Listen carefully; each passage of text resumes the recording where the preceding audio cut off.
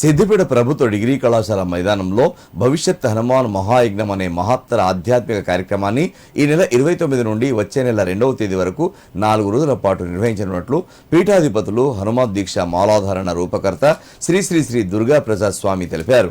ఈ మహాయజ్ఞంలో హనుమాన్ భక్తులు పెద్ద సంఖ్యలో పాల్గొనాలని పిలుపునిచ్చారు.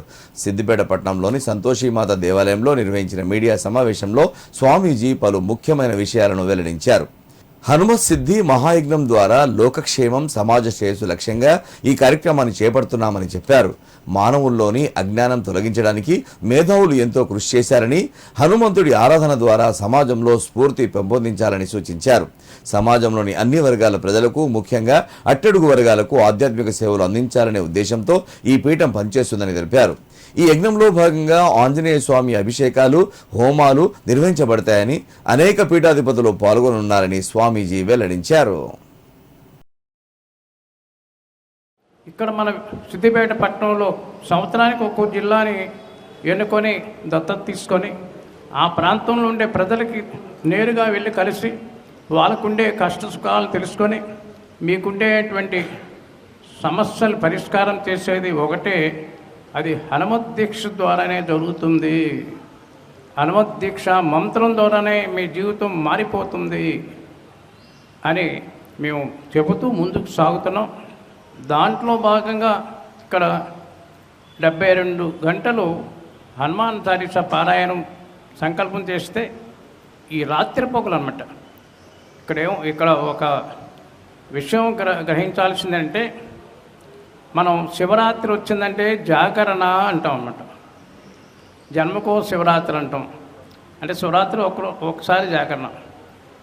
మరి వైకుంఠ ఏకాదశి వచ్చిందంటే జాగరణ అంటాం. అసలు ఎందుకు ఈ జాగరణ చేయాలి అంటే, జాగృతగా ఉండాలి. ఆత్మ పరమాత్మలో ఐక్యం కావాలంటే జాగృతగా ఉంటేనే, జాగరణ ఉంటేనే అవుతుంది అని మనకి శాస్త్రం చెప్తుందన్నమాట.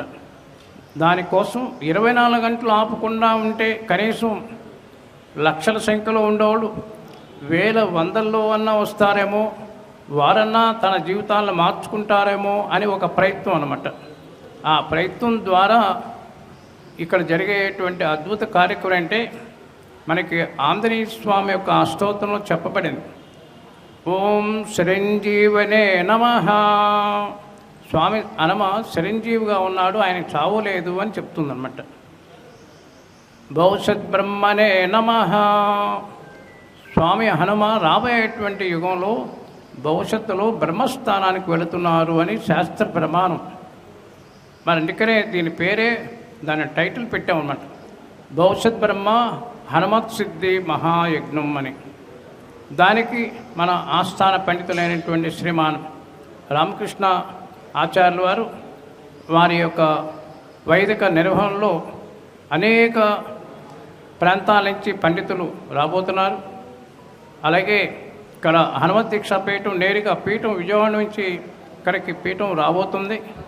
ఇక్కడ చేసే కార్యక్రమం ఏదో వాళ్ళేదో పంతులు మంత్రాలు పూజలు చేసుకుంటూ వాళ్ళ జపం చేసుకుంటే కార్యక్రమం ఉండదు. మాకు ప్రతి మానవుడిని కూడా ఆ కార్యక్రమంలో ఇన్వాల్వ్మెంట్ ఉంటుంది. ఉదయం పొద్దున్నే అక్కడ చేసే కార్యక్రమం ఒక అరగంట అక్కడ జపం ధ్యానం చేపిస్తారు. హనుమత్ దీక్ష యొక్క నియమం ఎలా ఉండాలని చెప్తారు.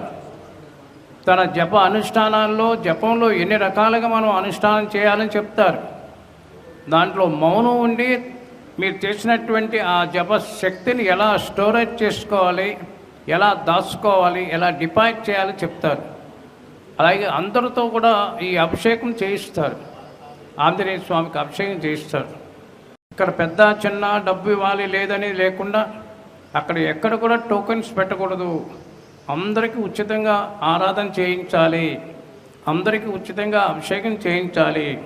అందరూ వచ్చినట్టు వాళ్ళందరూ కూడా రక్ష కట్టి వాళ్ళ గోత్రనామాలు చెప్పాలి. వేల మంది వచ్చినా పర్వాలేదు, వాళ్ళందరికీ ఉచితంగా స్వామివారి యొక్క లాకెట్స్ ఇవ్వాలి అని చెప్పడంతోనే వెంటనే మా కైలాసం గారు, పరమేశ్వర్ గారు, రమేష్ గారు, వీళ్ళందరూ కూడా, అశోక్ గారు, వీళ్ళందరూ తప్పకుండా మేము చేస్తాం అని వారు వాగ్దానం ఇచ్చారు. మా రామకృష్ణ ఆచార్య వారు పర్యవేక్షణలో మేము మేము కూడా తప్పకుండా వస్తామని చెప్పాం. మా కార్యక్రమం అది కదా.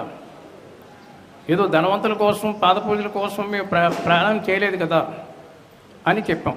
మరి అలాంటి కార్యక్రమం రేపు జరగబోయే కార్యక్రమం ఎలా ఉంటుంది అంటే ఇదిగో ఈ రకంగా ఉంటుంది. కాబట్టి ఈ సంవత్సరం ఈ జిల్లాను తీసుకున్నాం. ఈ జిల్లాలో ఉండే మండల గ్రామ స్థాయిలో ఉండేటువంటి ప్రజలందరూ కూడా హనుమత్ దీక్ష ఎక్కడ మాలు వేసుకున్నా పర్వాలేదు, ఎవరు వేసినా పర్వాలేదు, అందరూ మా పిల్లలే కదా. హనుమత్ దీక్ష మాల వేసుకున్న పిల్లలందరూ కూడా మా పిల్లలే, మా బిడ్డలే. అందరూ కూడా రావాలి ఇక్కడికి కార్యక్రమానికి.